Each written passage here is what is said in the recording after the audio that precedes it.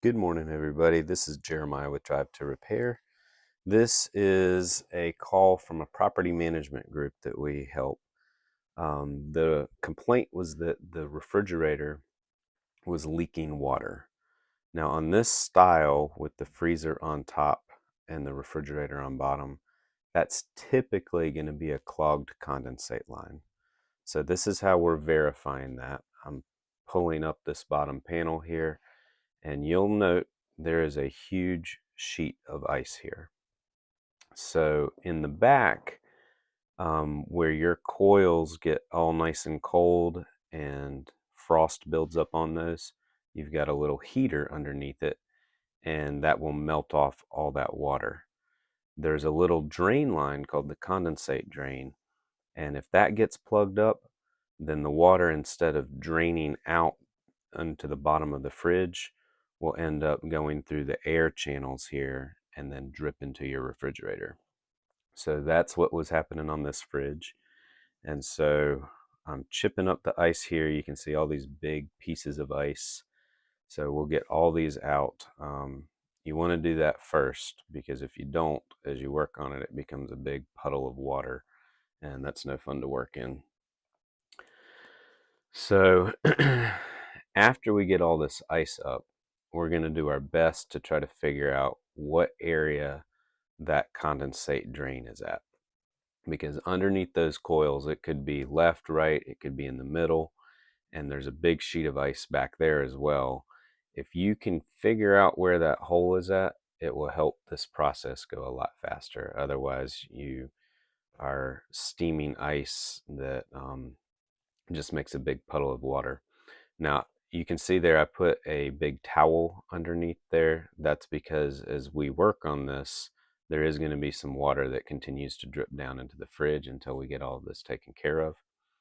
Now on this style, I knew the area where that condensate hole was at. And so I started over on that area. And so you'll see, as soon as we get enough of this clear, I can show you exactly where this hole is at. And they can look a little bit different from machine to machine, but it's just going to be a hole of some sort, and that's it right there. And so you can see there's water dripping. Water is not going down through that hole, even though we have melted all of that ice that was on top of it. And so what I'm doing now is I'm taking the nozzle of my steamer, putting it down through that hole, and I'm steaming. And this process, usually, as long as you don't run into anything that's out of the ordinary, is probably going to take a minute or less of just steaming down that hole, and then it will open up and you'll hear it, because all of a sudden the water will start draining. So this is real time. I didn't edit or speed this part up at all, so you can see about how long it took me there. So I don't know, maybe 30 seconds or so, and I got through that drain. Now you'll see there's no water that's standing there. We moved all that water down through that drain. And so we've got it nice and clear. We know that it's draining again.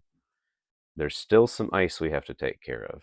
And so if you look over on the left here, all of that there, you want to take care of that. Get all the ice out, just so you don't have a reoccurrence of this issue. So we're going to work on getting the rest of this ice out.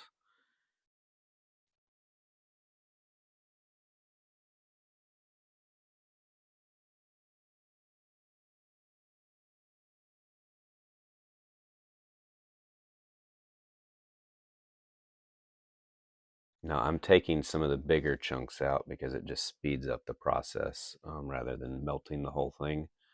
But everything that does melt, you're able to let go through that drain.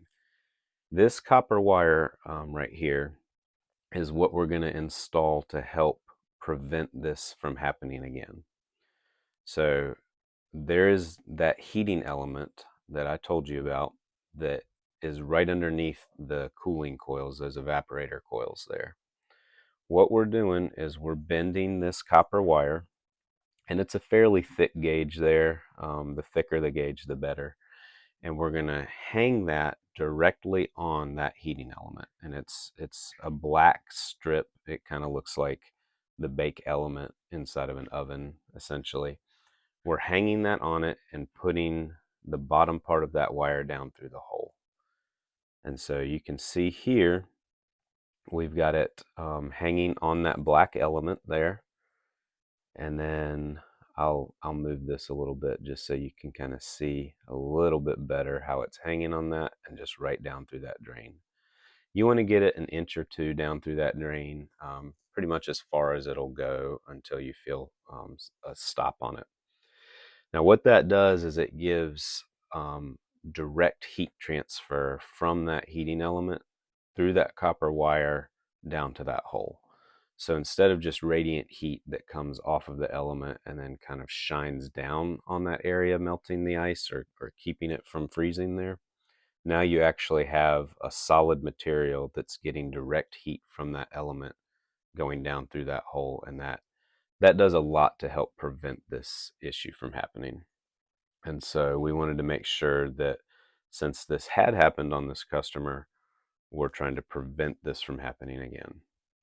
Now it's pretty much a process of just cleaning up here, making sure we get up the water that had melted, any other ice chunks that we have here. So I was explaining to the customer everything that happens. Sometimes if somebody leaves a door open for a while, there's extra moisture that builds up in there, and that can kind of overwhelm the system. But this just happens on this style of fridge from time to time, and it's pretty simple to take care of. On this one, even with editing with the film and everything, I probably spent 20 minutes at most on the total repair here. Now, sometimes you have to take off that back panel, that vertical panel that's kind of back behind where that ice maker is at. There's a few screws there, and you can pull that panel and fan assembly off if you need better access to be able to clear the ice and to be able to get that copper wire inserted down the drain and on the heating element there. On this particular one, I had enough clearance at the bottom, so I didn't worry about taking that panel off, but sometimes you do have to do that.